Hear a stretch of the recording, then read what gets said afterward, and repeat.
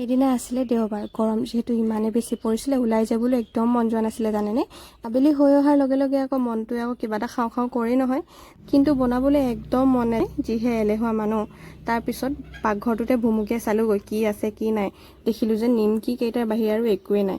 তাৰপিছত ইটো সিটো চাওঁতে মনত পৰি গ'ল নহয় ফুডছ অন হুইল এপটোৰ বিষয়ে, যিটো এপৰ জৰিয়তে আপুনি বহি বহি খাব পাৰিব। আৰু পিছে এলেহুৱাসকলৰ বাবে আৰু গাখীৰতে মোহৰ খুঁটি। পিছে এইবোৰ বাদ দিয়ক, এপটোৰ বিষয়ে কোৱা হওক।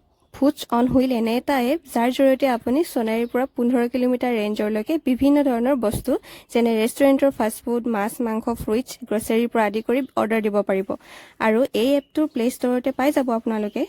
আৰু তেওঁলোকৰ ৱেবছাইটটো হৈছে www.foodsonwheel.com। গতিকে সোণাৰীবাসীৰ বাবে এটা ভাল খবৰ। নিজে কৈ আছিলোঁ কিবা এটা খাওঁ খাওঁ লাগিছে, তেতিয়া মই এই এপছটোৰ জৰিয়তে দিলোঁ ম'ম' পইণ্ট ৰেষ্টুৰেণ্টৰ পৰা ম'ম'জ আৰু চিকেন নুডলছ।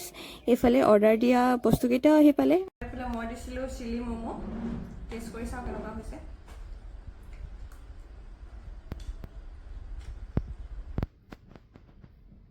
আৰু আপোনালোকেও দেৰি নকৰিব, ফুডছ অন হুইল এপটোৰ জৰিয়তে বিভিন্ন বস্তু অৰ্ডাৰ কৰক আৰু ঘৰতে বহি বহি খাওক আৰু এনজয় কৰক। ডেছক্ৰিপশ্যনতে মই এপৰ লিংকটো দি দিছোঁ, আপোনালোকে অৰ্ডাৰ কৰিব দেই।